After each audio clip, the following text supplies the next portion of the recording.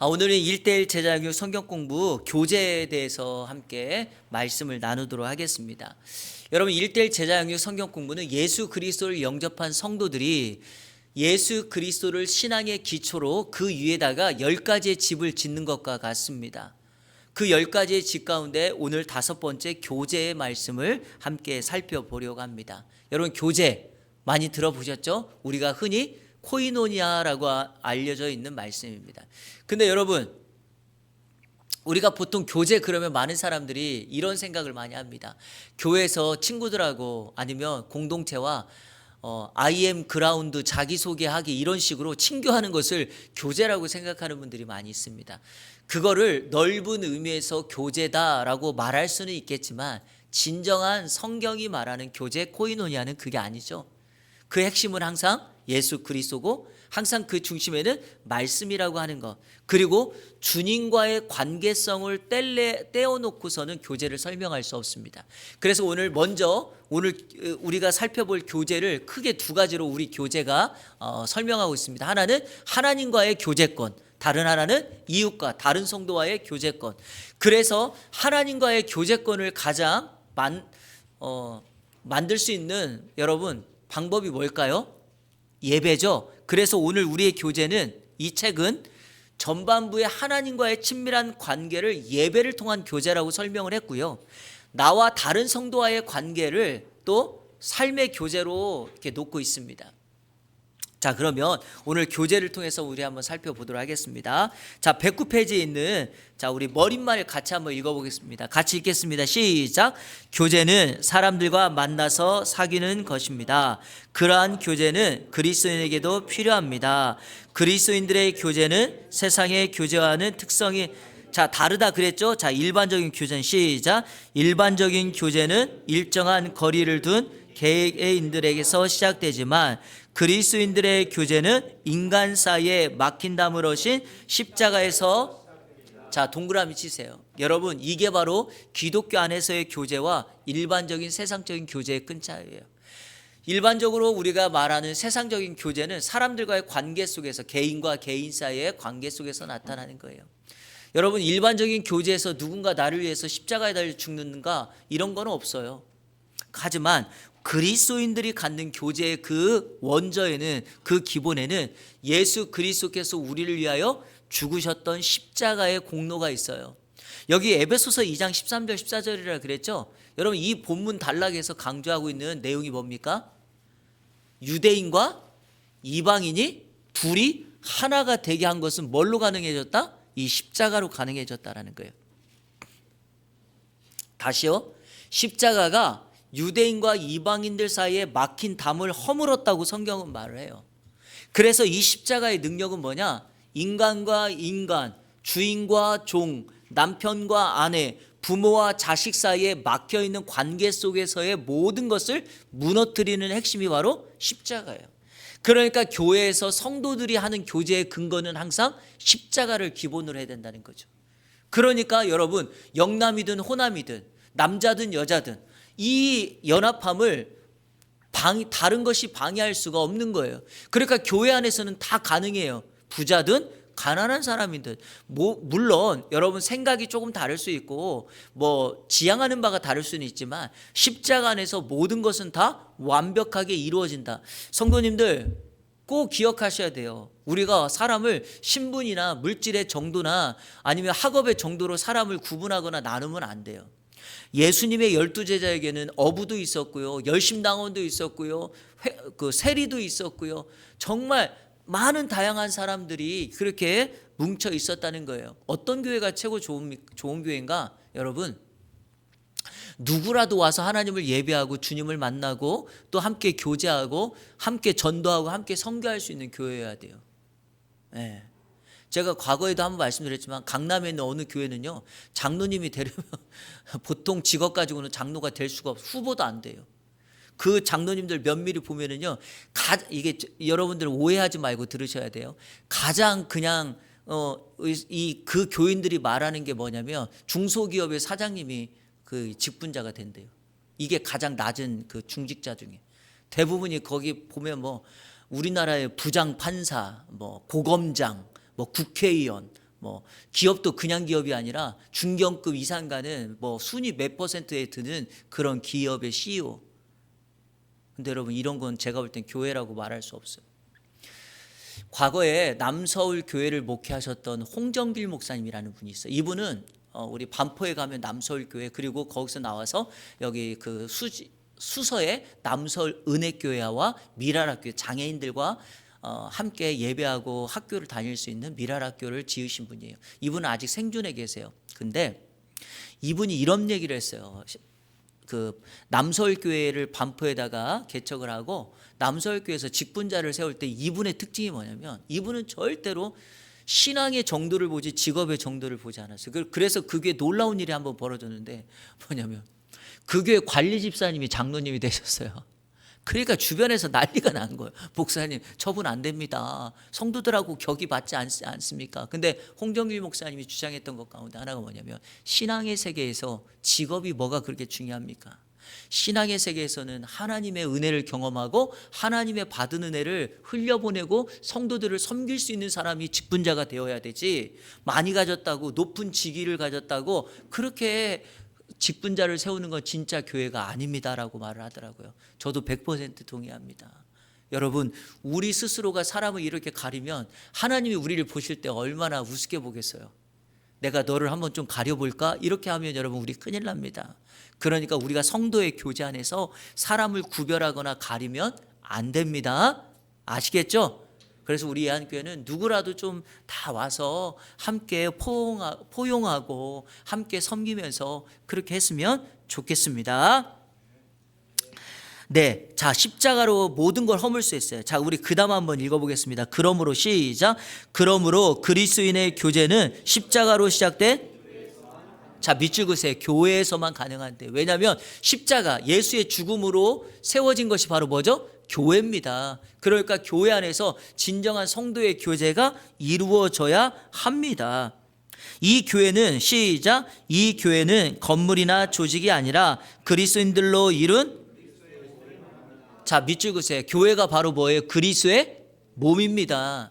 그리고 우리는 그 몸에 붙어있는 지체죠. 한 부분의 지체입니다. 그러므로 참 교제는, 자, 밑줄 그으세요. 그리스도인들이 함께 모여 하나님을 뭐 하는 데서? 예배하는 데서 시작됩니다. 여러분이 정말 하나님과의 친밀한 교제를 갖기를 원한다면 하나님 앞에 온전한 예배자로 서십시오. 그것이 출발입니다. 하나님은 예배자의 삶을 받으시고 예배하는 그 자리에 당신의 임재를 보여주시고 예배하는 그곳에 하늘문을 여시고 하늘의 은혜를 부어 주십니다. 그래서 진정한 크리스찬의 교제는 예배를 통해서 완성된다라는 겁니다. 자, 그러면 오늘 첫 번째 우리 예배를 통한 교제를 먼저 살펴보도록 하겠습니다. 자, 예배하러 교회에 가는 사람들 중에 예배 목적을 설교를 듣는 것으로 생각하는 사람이 많습니다. 맞습니까? 예배 목적이 설교 듣는 것일까요? 아닙니다. 예배의 요소 가운데 말씀이 중요한 역할을 차지하는 건 맞아요. 하지만 예배의 목적 자체가 말씀을 들으러 가는 게 아니에요. 내가 말씀을 듣는 자리가 예배 자리가 아니라 내가 살아계신 하나님의 이름에 합당한 영광을 올려드리러 가는 자리가 바로 뭐다? 예배 자리입니다. 아시겠죠? 그래서 우리 편에서 하나님을 온전히 예배할 때 하나님이 우리에게 뭘 부어주세요? 은혜를 부어주시기 때문에 그곳에서 진정한 커뮤니케이션이 일어나는 거죠. 하나님은 나의 예배를 받으시고 예배를 받으신 하나님이 우리에게 은혜를 주신다. 이게 바로 예배의 능력인 줄로 믿습니다. 그래서 우리 성도님들 토요일이나 또 주일날 교회 왔을 때 반드시 기도할 때 하나님의 임재와 영광을 보여달라고 기도하셔야 돼요. 하나님의 영광과 임재를 본 사람들은요, 다르게 살지 않습니다. 목적이나 방향이 불분명하지 않습니다. 하나님의 은혜를 경험한 사람은 명확해요. 오직 예배 시간에 하나님 한 분만을 높이고자 열심을 다합니다. 그러니까 찬양할 때도 열심으로 뜨겁게 찬양하는 거죠. 말씀을 들을 때도 두 눈 부릅뜨고 그 말씀 하나하나를 내 마음의 밭에 심기 위해서 정말 집중하는 거죠. 그리고 예배는요, 시작부터 마지막까지예요. 여러분, 찬양부터 설교를 끝나고 축도를 받고 세상을 향하여 나아가는 그 자리까지 모든 과정이 예배예요. 어떤 사람은 설교만 들으면 되고, 어떤 사람은 헌금만 드려도 되고, 어떤 사람은 축도만 받아도 되고, 이렇게 생각하는데 아니에요. 예배는 온 삶의 전인격적인 삶에 하나님 앞에 드려지는 제사인 거죠. 그러니까 우리는 예배를 통해서 하나님께 영광을 돌려드려야 되는 거예요. 자, 다음 줄 보세요. 근본적으로, 자, 밑줄 보세요. 시작. 근본적으로 예배는 나를 위한 것이 아니고, 이게 여러분 핵심이에요. 예배를 통해서 내가 사는 것은 맞아요. 이건 부인할 수 없는 원리입니다. 하지만 목적 자체가 예배는 나를 위해서 하는 게 아니에요. 그래서 어떤 사람들은 주일날 예배를요, 하나님께 도장 찍으러 나오는 분이 있어요. 왜냐하면 그 주간에 예배를 안 드리면 뭔가 한 주간 찜찜해가지고 하나님께 얼굴이라도 보여드려야 돼. 도장 찍으러 가는 것처럼 이렇게 생각하는 거 아니에요. 예배는 나를 위한 것이 아니라 하나님의 영광을 위한 것이야. 그래서 이게 예배의 핵심입니다. 그리스도인의 공동체가 모여서 하나님을 예배하는 데 의의가 있습니다. 자, 교제의 첫 번째 특징은 하나님과의 관계 속에서 뭐를 드려야 된다? 예배를 드려야 된다. 자, 이제 문제를 풀면서 함께 말씀을 공부해 나가겠습니다. 1번, 하나님이 우리의 예배를 통해서 원하시는 바는 무엇입니까? 자, 그냥 여러분 성경 찾지 말고 그냥 여러분 한번 말씀해 보세요. 우리가 드리는 예배를 통해서 하나님은 우리의 예배를 통해서 무엇을 원하실까? 여러분 한번 말해 보세요. 영광 받는 것, 또요. 예배를 통해서 무엇을 원하실까요? 찬양 받으시는 것. 여러분 이런 거 한번 생각해 보시면 어떨까요? 사랑하는 대상이 있으면 만날 때마다 좋잖아요. 자꾸 만나고 싶잖아요. 하나님을 그렇게 대상으로 삼는다면 우리가 교회 올 때 얼마나 기대감이 있을까요? 사랑하는 대상을 만나는데 참 늦잠 자고 오늘 갈까 말까 늘 고민하고 제대로 씻지 않고 떡진머리로 해서 나오고, 그렇게 나오면 여러분 사랑하는 대상이 당신은 나를 사랑하지 않는 거죠 바로 알지 않겠지 않습니까? 사랑하는 대상이 있다면 그를 위해서 최고의 준비를 해가는 거죠. 그래서 성경은 하나님을 예배할 때 마치 신부가 신랑 대신 예수 그리스도 신랑이신 그분을 위하여 우리를 준비하고 단장하고 그분을 만나기 위해서 모든 것을 준비하는 것과 같아요. 그렇게 예배를 드려야 된다는 거죠. 그걸 하나님이 원하는 거죠. 자, 그러면 레위기 10장 3절은 뭐라고 우리에게 가르쳐 줍니까? 우리 한번 읽겠습니다. 자, 우리 성경을 펴서 레위기 10장 3절. 우리가 성경에서 예배 그리고 제사에 대해서 정말 알기를 원하시는 분들은 레위기를 잘 이해하시면 되죠. 자, 우리 레위기 10장 3절 시작. 모세가 아론에게 이르되 이는 여호와의 말씀이라 이르시기를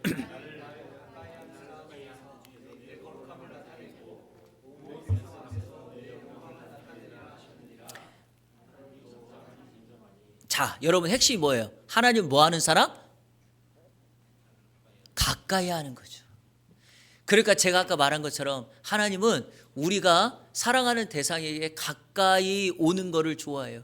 예배는 여러분 뭡니까? 하나님께 가까이 나아가는 거죠. 이해가 되셨죠? 자, 이거를 제가 실례를 하나 들어서 한번 살펴볼게요. 여러분 창세기 한번 펴보실래요? 이거는 추가적으로 여러분들과 함께 나눠보겠습니다.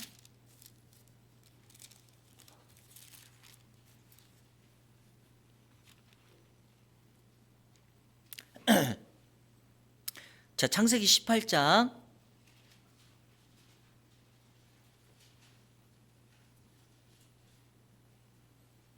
자, 폈습니까?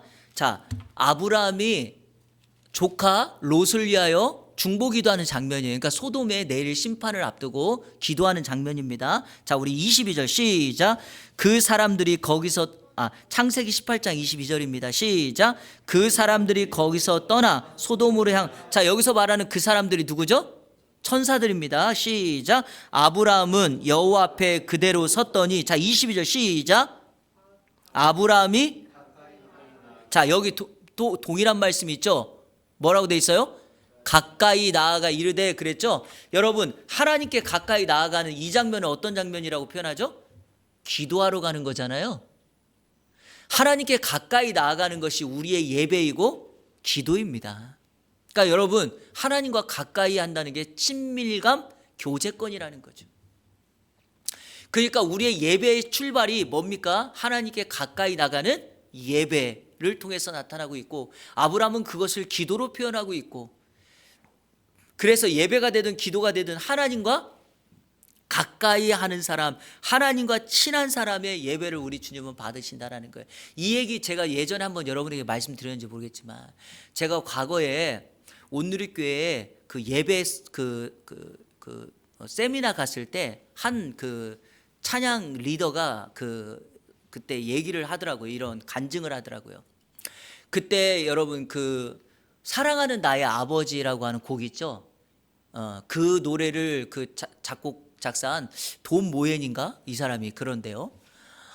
이 사람이 한국에 옛날이죠. 옛날 아주 초창기 때 한국에 집회를 하러 왔어요. 근데 그때 온누리교회에서 집회를 해서 이 찬양 리더가 그분이 세미나 하기 전에 본인이 먼저 찬양 인도를 막 한 거예요.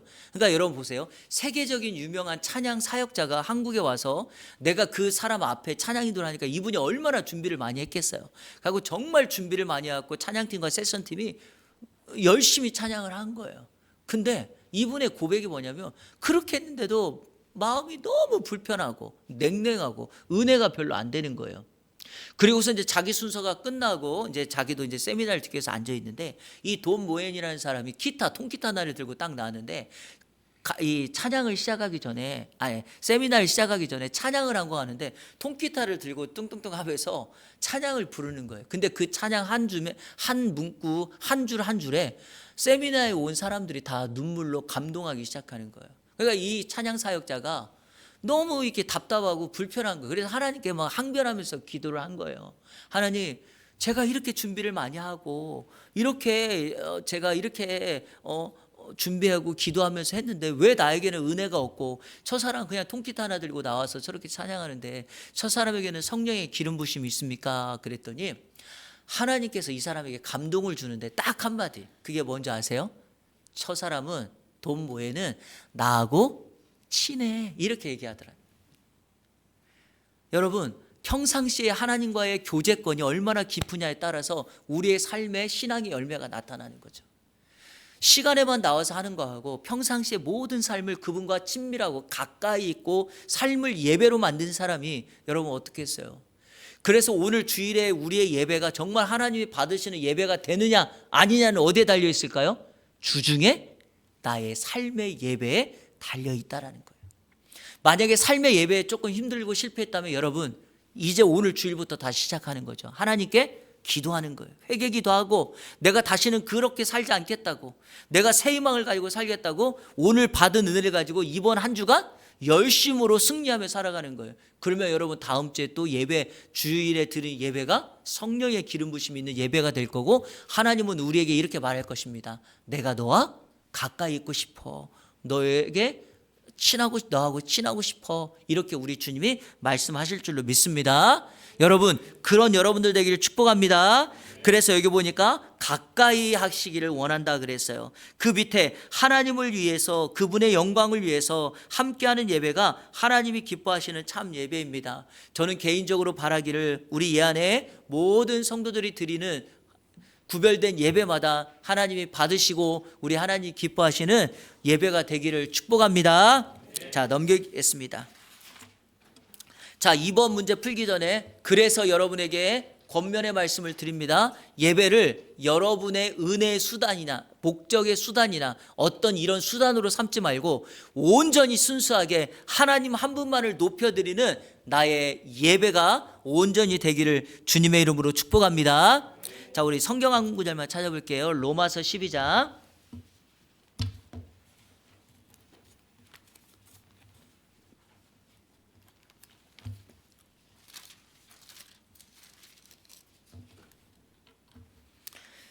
로마서 12장 1절 말씀입니다. 다 같이 읽겠습니다. 로마서 12장 1절 같이 읽겠습니다. 시작. 그러므로 형제들아, 내가 하나님의 모든 자비하심으로 너희 몸을 하나님이 기뻐하시는 거룩한, 여러분, 우리의 예배가 목적이 수단이 되지 않으려면 어떻게 하면 될까요? 우리가 하나님 앞에 드려지는 거룩한 산 제물이 되면 돼요. 여러분, 제물은 말이 없습니다. 하나님 앞에 드려지는 제물이 예배하는 자가 끌고 와가지고 너를 제물로 바쳐야 되겠다 하는데 이 제물이 나는 안 된다고 항변한 적 보셨습니까? 도살장에 끌려가는 어린 양처럼 눈물은 나겠지만 묵묵하게 끌려가는 것이 바로 제물의 길이죠. 바로 우리의 삶이 하나님 앞에 드려지는 산 제물로 선다면 그것이 어떻게 우리 인생의 수단이나 조건이 될 수 있겠습니까?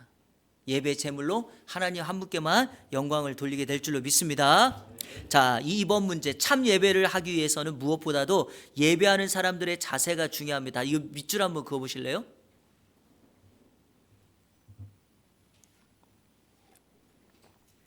우리는 너무나도 방법이나 스킬을 중요하게 생각해요, 예배에 있어서. 근데 정말 예배에 있어서 중요한 건 사람이고 자세예요.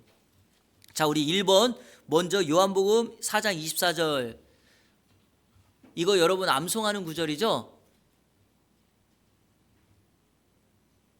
하나님께 예배하는 자는 영과 신령과 진정으로 예배할지니라 그랬죠. 자, 그럼 여러분 예배자의 자세 두 가지죠. 어떻게 예배하래요? 신령으로, 영으로 예배하래요. 두 번째는요, 진리, 진정으로 예배하래요. 자, 그러면 이 두 가지를 좀 우리 이해하셔야 돼요. 먼저 신령, 이 신령, 영이라는 말은 두 가지의 의미가 있어요. 하나는 성령으로 예배하라는 말이고 다른 하나는 여러분의 온 영으로, 심령으로, 정성을 다해서 with all my heart, 그러니까 전심을 다해서 예배하라는 거예요. 진정으로 예배하라는 것도 마찬가지예요. 여러분, 여기 진정의 첫 번째 의미가 뭐예요? 진리, 말씀이에요. 그러니까 우리의 예배는 말씀을 기반으로, 말씀을 중심으로 예배해야 돼요. 하지만 여러분, 여기 진정이라는 말에는 우리의 신실한 마음이 여기에 담겨 있는 거죠. 그러니까 예배할 때는 여러분 혼합되고 세상에 속해져 있는 마음이 있어서는 안 돼요. 오직 깨끗하고 진실된 마음으로 하나님 한 분께만 예배해야 돼요. 그러니까 다시 정리합니다. 영과 진리라는 것은 성령과 말씀이고, 또 영과 진리라는 것은 우리의 심령과 진실된 마음으로 예배해야 된다는 거예요. 그러니까 여러분, 예배는 나의 모든 것을 집중해서 마음을 사로잡아 하나로 딱 내려놓고 온전히 누구? 하나님 한 분만을 집중하고 바라보는 거예요. 우리의 예배 시간에 세상의 것이, 잡다한 생각이, 다른 요소들이 자꾸만 들어오면 안 돼요. 여러분, 하나님과 교제할 수 없다니까요. 우리가 세상에서 교제할 때도 자꾸 그 사람 상대방에게 집중해야지 다른 것을 하면 안 되잖아요. 요즘 우리 한국 사회는 완전히 지금 이 스마트폰 때문에 지금 난리가 났어요. 심지어는 회사에서 회의할 때도 스마트폰 하고, 심지어는 이거는 제 얘기니까 하지 말고요, TV 볼 때도 또 확인해요. 뭔가를 자꾸 핸드폰에. 저도 그래요. TV 보다가 확인하고. 그러니까 여러분, 이게 뭔가 다른 것이 끼면 온전하게 안 돼요. 사랑하는 대상이 있는데 그 사람의 말에 집중하고 눈을 쳐다보고 이야기해 자꾸만 핸드폰을 들고 있으면 되겠냐고요. 안 돼요, 안 돼요. 교회에서 이게 너무 많아졌어요. 이상하게 이제는 성경책을 안 들고 이게 스마트폰으로 성경을 보니까 이제는 뭐라고도 못해요. 뭐 하십니까? 성경 봅니다. 그러면 할 말이 없는 거죠. 그잖아요. 왜? 다 스마트폰으로 이제 성경을 보니까. 근데 여러분, 다른 것이 들어오면 안 된다라는 것이 핵심입니다. 이해되셨죠? 자, 그리고 예배하는 자는 신령과 진정으로 예배한다 그랬죠. 제가 아까 돈 모연 얘기했지만 핵심이 뭡니까? 사람이에요. 여러분, 예배는 기름 부심 있고 성령 충만하고 마음이 정결한 깨끗한 예배자 한 사람이 있을 때 그곳에 하나님의 진정한 임재와 영광이 일어나게 됩니다. 바알과 아세라 선지자들이 가득한 그곳에 하나님의 편에 서서 우상에게 절하지 않는 엘리야 같은 사람이 그 중심에 놓여 있을 때 하나님이 엘리야가 세운 제단과 엘리야가 기도하는 그 자리에 성령의 불을 임하여 내리십니다. 마찬가지예요. 오늘 이 시대에도 어떤 세상적인 아주 좋은 방법이 아니에요. 화려한 악기, 전문가가 하는 찬양 인도, 이거보다 더 중요한 건 하나님 편에 선 예배자, 내 영과 진리로 준비되어져 있는 예배자를 통하여 하나님은 그곳에 하나님의 임재와 영광이 나타나게 될 줄로 믿습니다. 이거는 제가 진짜 경험한 건데요. 제가 유학 가기 전에 사역했던 어느 교회는 찬양 사역이 진짜 유명한 교회. 이게 이 뭐 모든 악기가 다 전문가예요. 왜냐하면 교회에서 사람을 세션자들을 다 이게 월급을 주고 데려다 놨거든요. 그러니까 연주가 정말 화려해요. 음반도 내고요. 대단해요. 근데 놀라운 사실 하나, 찬양만 끝나면 이 드럼 주자나 뭐 신디 주자, 이 악기 뭐 드럼, 일렉트릭 하는 주자가 나가요. 예배를 안 드려요. 말씀을 안 들어요. 그냥 연주하러 온 거예요. 여러분, 하나님을 예배하는 그 연주자가 예배자가 되지 않고 이렇게 하는데 은혜가 있겠습니까? 은혜가 없어요. 기름 부심이 어떻게 임합니까? 음악의 수준은 높을지 모르겠지만 거기에 하나님의 영은 임하지 않는 거예요. 감동이 없어요. 사람이 살아나지 않습니다. 하지만 반대의 경우예요. 우리 성령자매, 귀용이, 성훈이 가끔가다 삑살도 나고 뭐 틀리기도 하지만 은혜가 되는 이유는 뭐예요? 기도로 준비하며 하고 열심을 다해서 하고 집중하면서 하고 그렇게 하니까 은혜가 있는 거예요, 여러분. 이 악한 사람들 아멘도 안 하시고 아멘이십니까? 그렇잖아요. 예. 여러분, 우리가 정말 우리에게 필요한 것은 하나님께 구별되어 있는 한 사람, 예배를 온전히 드리고자 하는 한 사람. 성경의 기독교 역사를 다 보세요. 하나님이 어느 곳에 임합니까? 이사야가 들어가 있는 그 성전에 하나님의 영이 임하죠. 야곱이 누워있는 길까지만 그곳이 하나님의 문이 열려서 하나님의 사닥다리가 내리는 베델의 자리가 되죠. 여러분, 바로 믿음의 사람, 예배자의 자리, 하나님의 사람이 있는 그곳에 하나님의 능력과 은혜가 임하게 될 줄로 믿습니다. 바로 저와 여러분이 그런 예배자가 되기를 축복합니다. 자, 두 번째, 시편 95편 6절, 전도서 5장 1절 2절. 자, 이건 한번 찾아볼까요? 자, 시편 95편.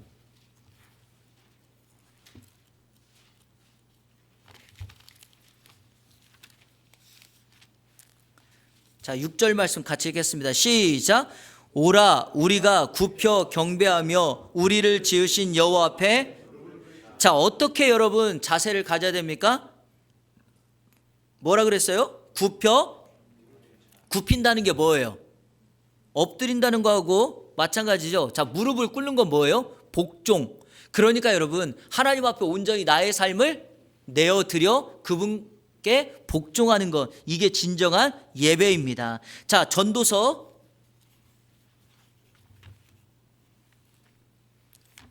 자, 5장 1절 2절. 자, 시작. 너는 하나님의 집에 들어갈 때, 예배할 때 내 발을, 자, 먼저 밑줄 그으세요. 발을 삼갈지어다. 가까이하여 말씀을 듣는 것이 우매한 자들의 재물 드리는 것보다 나으니 그들은 악을 행하면서도 깨닫지 못함이래. 2절 시작.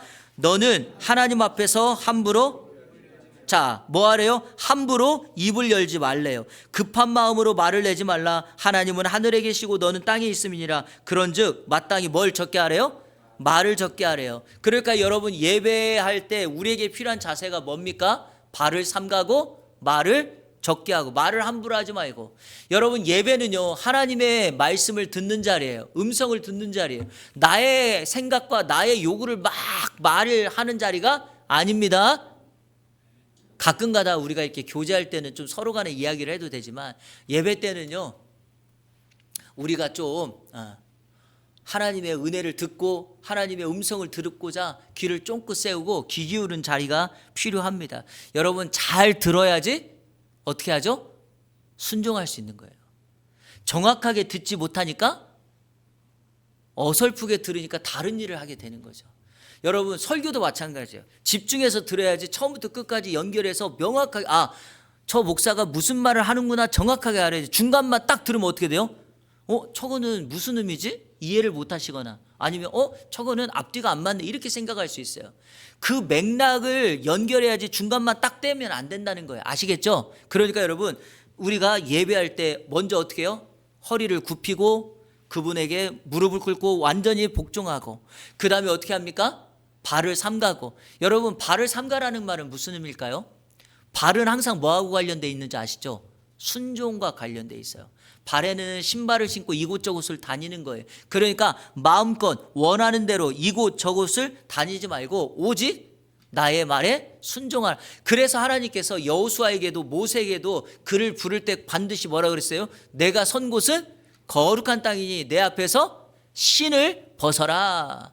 이렇게 한 거예요. 영적으로 이제 내가 갈 길에 나의 새로운 신을 신어주겠다라고 우리 주님이 말씀하시는 것과 같습니다. 자, 그러면 이제 정리합니다. 우리가 하나님을 예배할 때 우리의 외적인 자세 그리고 내적인 자세 다 뭐 해야 됩니까?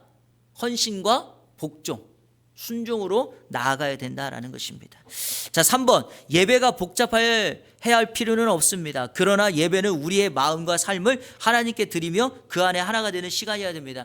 제가 학교에서 강의하잖아요. 제가 예배학도 2학기를 가르쳤었는데 예배학 가르친 교수로서 여러분에게 말씀드립니다. 예배에서 가장 중요한 게 뭘까요? 우리가 예배를 학적으로 보면은 하나님 앞에 우리가 드릴 수 있는 건 딱 2개밖에 없어요. 우리가 드릴 수 있는 건 2개밖에 없고 나머지는 다 쌍방간에인데 우리가 대부분 다 받는 거라고 생각하시면 돼요. 자, 우리가 유일하게 드릴 수 있는 2가지가 뭘까요? 찬양과 아니죠. 예배 시간에 헌금이에요. 맞아요. 찬양과 헌금밖에 없어요. 우리가 드릴 수 있는 건. 이해되시죠? 나머지는 다 뭐예요? 하나님이 우리에게 주시는 것이라고 생각하면 돼요. 우리가 온전히 하나님 앞에 드릴 수 있는 것. 그래서 예배 때 뭐를 열심히 해야 돼요? 찬양을 열심히 해야 돼요. 여기 오후 예배 정도 나오실 수 있는 분들이니까 헌금도 열심히 하고 잘해야 돼요. 근데 우리 교회를 한번 보시면 돼요. 제가 전에도 말씀드렸는지 모르겠지만 우리 교회의 주일 예배 세팅이 어떻게 되는지 이제 보세요. 자, 처음에 시작할 때 뭐 하죠? 찬양하죠. 자, 그 다음에 뭐예요? 송영송 하고 끝난 다음에 뭐예요? 합심기도 하죠. 합심기도 그 다음에 뭐예요? 그냥 모르겠으면 주보라도 보고 정확하게 말씀해 보세요. 자, 사도신경합니다. 그 다음에 뭐예요? 사도신경 한 다음에 찬송가해요. 자, 그 다음에 기도해요. 기도 끝나고 뭐예요? 아니에요. 기도 끝나고 뭐예요? 아멘송 하죠. 자, 아멘송 끝나고 뭐예요? 광고예요. 광고 끝나고 뭐예요? 축복송 하죠. 축복송 끝나고 뭐예요? 말씀 듣죠? 말씀 끝나고 뭐예요? 결신 찬양하죠? 결신 찬양 끝나고 뭐 하죠? 헌금 봉헌하면서 찬양하죠? 지금 우리 교회 예배가 어떻게 되는지 아시겠어요? 모든 중간중간에 다 뭐가 들어가 있죠? 이거는 교회를 개척할 때 제가 가졌던 예배를 통해서 하나님께 영광을 돌리고자 한 그리고 저희 교회 예배예요. 일반 교회 이렇게 돼 있는 교회 없어요. 제가 예배 요소를 정확하게 가지면서 이것을 넣은 이유가 우리의 예배는 온전히 하나님 한 분께만 영광을 돌린다라고 하면서 그 안에다가 찬양을 중간중간에 다 껴 넣은 거예요. 왜냐하면 이것이 핵심이니까. 우리가 하나님 앞에 드릴 수 있는 유일한 가장 중요한 것이 찬양이니까. 그리고 여러분 찬양을 드릴 때는 헌금하고는 다르게 우리의 물질적인 게 안 들어가도 되잖아요. 그렇잖아요. 그러니까 최선을 다해서 찬양을 통하여 하나님 앞에 영광을 돌려드리는 거다. 그것이 바로 예배의 중요한 핵심입니다. 그러니까 예배가 복잡할 필요는 없어요. 원리만 찾으면 돼요. 원리. 그 원리가 뭐다? 우리가 온전히 하나님 앞에 드릴 수 있는 건 드리고 또 우리가 말씀을 듣고 기도하고 하나님의 은혜를 경험하는 건 또 받으면 되고, 말씀, 기도 이런 것들은 다 은혜의 통로로 하나님이 우리에게 주시는 겁니다. 자, 그러면 우리 먼저 성경 구절 2개만 찾아볼게요. 사도행전 2장 42절은 예배에 필요한 요소 4가지를 가르쳐 줍니다. 어떤 것이 있습니까? 이거는 여러분들이 찾아서 읽어주세요. 다 아는 초대교회 예루살렘 교회 모습인데요. 자, 사도행전 2장 42절 찾으셨습니까? 시작.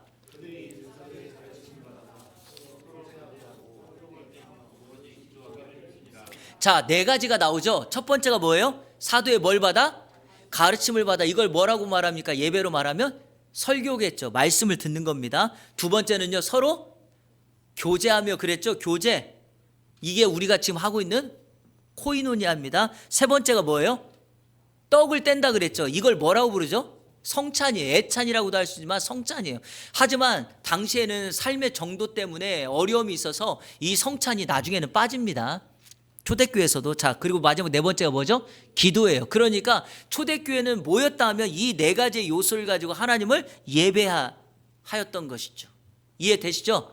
자, 오늘날 이것을 똑같이 할 필요는 없지만 이 정신을 우리가 가지고 예배를 세팅하고 순서를 세팅하고 만들어가면 되는 겁니다. 자, 두 번째, 이 외에 예배에 포함되어 있을 것들을 생각해 보십시오. 자, 역대상 16장 29절, 뭘 가지고 하나님 앞에 그 성전에 들어갈지어다? 예물을 가지고 오라고 돼 있어요. 예물을 가지고. 자, 골로새서 3장 16절은요. 자, 이건 한번 찾아보시죠. 골로새 3장 16절. 제가 앞에서 강조했던 내용인데요. 자, 골로새서 3장 16절.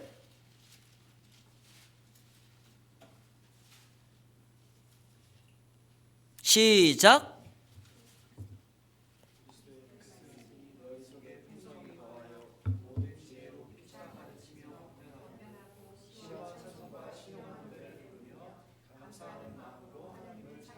하나님을 뭐하며? 찬양하며. 찬양이 있어야 돼요. 자, 그리고 이제 나머지 시편 47편 1절, 2절, 5절이 우리가 이제 잘 알고 있는 시편에서 찬양의 모습들이죠. 뭘로 찬양하는 겁니까? 나팔로, 손바닥으로 소리 높여 찬양하라는 거죠. 바로 이것이 우리의 예배 요소에 들어가 있어야 된다. 여러분, 예배 시간에 박수 치는 거 괜찮습니까? 왜냐하면 여기 박수 손바닥을 치라 그랬으니까. 악기 괜찮습니까? 괜찮죠. 나팔을 부르라고 했으니까. 그래서 한동안 우리 한국 교회는요, 이게 이 전통교회라고 하는 이름으로 놓여 있어서 늘 하는 게 뭐냐면 교회에서 드럼 치면 안 된다. 제가 초등학교 때까지 저희 시골교회에서 부흥회 할 때 뭐 친지 아십니까? 큰북 쳤어요. 큰북. 제가 전에도 한번 말씀드렸는데 저걸 한번 치고 싶은데 형님들이 못 치게 해요. 너는 아직 수준이 레벨이 안 된다고. 적어도 고등학교 2학년 3학년 그리고 신앙이 좋은 사람이 쳐요. 북도요. 여러분 쳐보셨는지 모르겠지만 북을 이렇게 치잖아요. 이렇게 안 쳐요.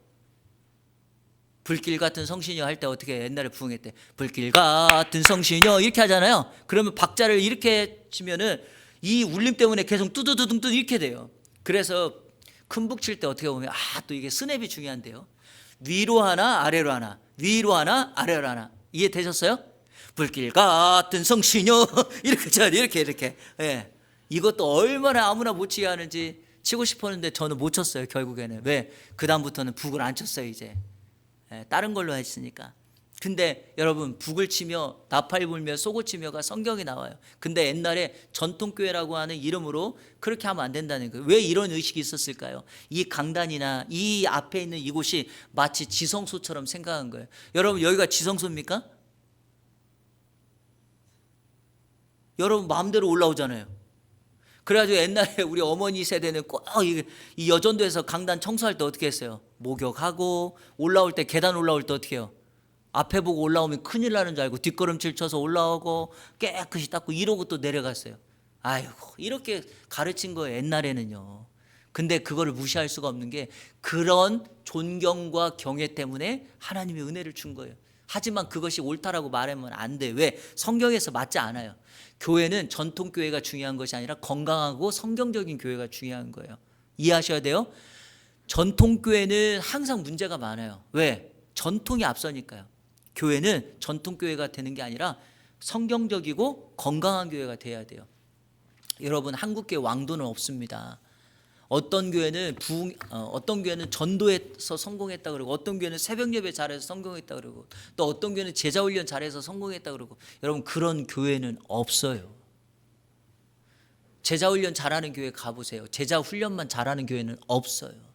하나님께 온전히 드리는 예배에 기름 부심이 있고 그 목사님은 정말 말씀에 승부를 걸고 제가 개인적으로 존경하는 우리 합동측의 오카는 목사님이라는 분은요 소천하시기 전에 그러니까 본인이 목회 현장을 은퇴하기 전까지 한 번도 부흥회를 나가본 적이 없어요. 그렇게 큰 교회를 목회하시는 목사님이에요. 왜 그럴까요? 자기는 내 성도들을 위해서 주일날 설교 준비하는 것이 가장 중요하고 내 성도들을 위해서 주일날 설교 준비하는 시간이 모자라다고 하시는 분이 그렇게 했어요. 그러니까 그 교회 성도들이 말씀을 듣고 살아나는 거예요. 제자 훈련으로만 성공한 게 아니에요, 여러분. 교회는 절대 그럴 수 없다니까요. 아까 말씀드렸잖아요. 사도의 가르침과 교제와 떡을 땜과 기도가 있는 거예요. 그러니까 여러분 새벽 기도로 교회가 성장했다 이런 법은 없다니까요. 교회는 이게 같이 예배를 통하여 교제를 통하여 삶을 통하여 가는 거예요. 저는 우리 예한교회가 건강한 교회가 되기를 원하는데 그러려면 첫 번째 사도들의 가르침 말씀이 이 강단에서 살아 여러분에게 나타나야 될 줄을 믿습니다. 자, 두 번째 뭐가 필요해요? 교제. 여러분 사이에 서로를 격려하고 함께 울고 함께 웃는 공동체가 돼야 돼요. 아시겠죠? 네.